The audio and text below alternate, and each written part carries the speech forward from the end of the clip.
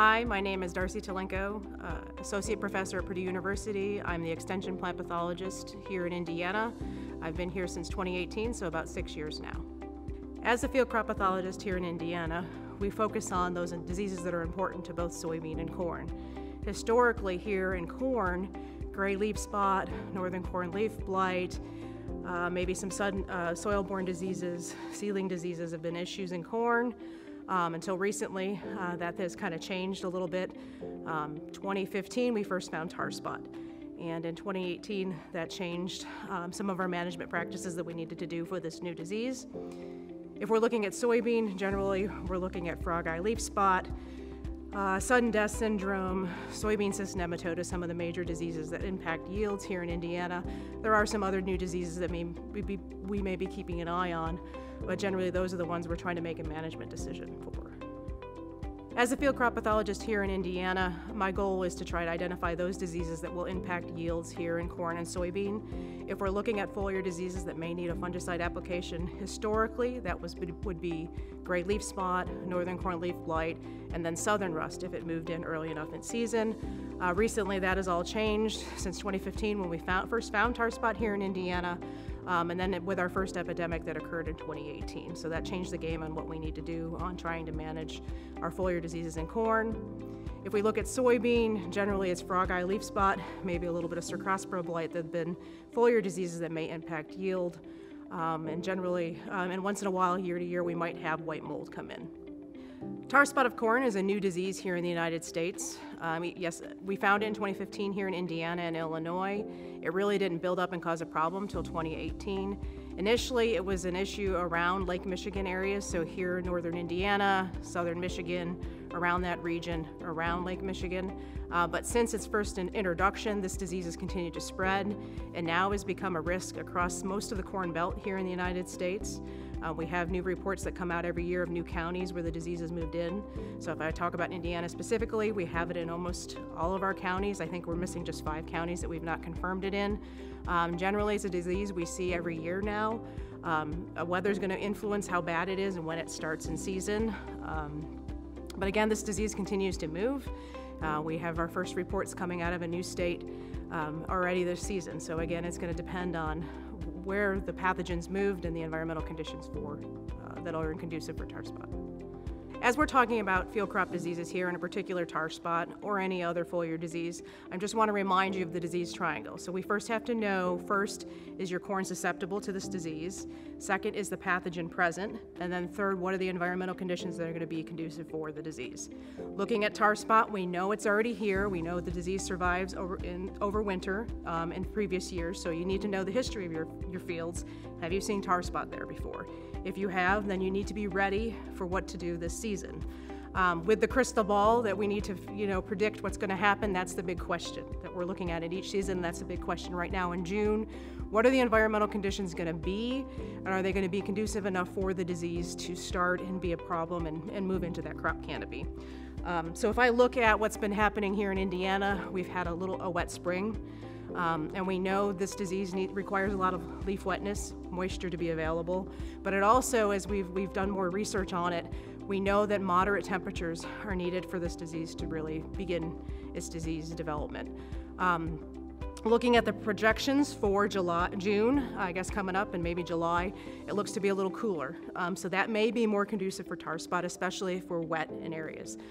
So knowing that we already have reports that the disease is active here in the United States, not in Indiana, but in Kansas, that we need to be aware that if you're in the Midwest and you've had issues with tar spot, it's time to watch those forecasts.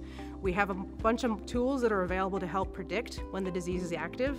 I suggest looking at, so we have a tar spot map. We turn on the map, so I would turn on any county in Indiana where I get a positive sample, yes, the disease is active. I'm not saying spray. What I'm using that initial report is to say, yes, the disease is active, get out and look in your crops, can you find it? If you can find it, then we can make an informed decision early on that yes, we may need to put a protectant out like a fungicide. The second thing to look at is we have a tar spotter app. There's 2 different versions of the app available that Tar spotter, if you search it online, it'll come up, or Field Prophet that's projecting a little bit with the weather forecast. You can use these to kind of look at, are my fields or my farm at risk for the disease to develop? Have we had those weather conditions that are going to make the disease develop in the crop canopy? The thing to think about right now is we have corn at all various stages here in Indiana. We're not quite there yet to really be seeing tar spot develop. It takes about 14 to 21 days from that spore landing on that leaf to first seeing those first black stromata. So that's what we need to be looking for and be aware of, be out scouting. Look in that lower canopy. I generally can find the disease in the lower canopy to make that decision. Yes, we got a few lesions there. It's time to protect that upper canopy where we'll lose the yield if the disease moves up early enough in the season. I know there's been a lot of questions on how to best manage tar spot, and we've been doing a lot of research on trying to develop the tools and identify tools for optimum timing and fungicide use.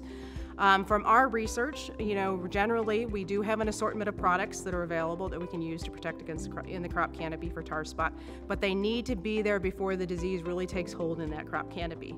That being said, I still think you can scout and find it early. We shouldn't be putting out anything before V10 because we need to protect those upper leaves. And so anything that's gone out earlier then may not be there to protect when the disease is most active.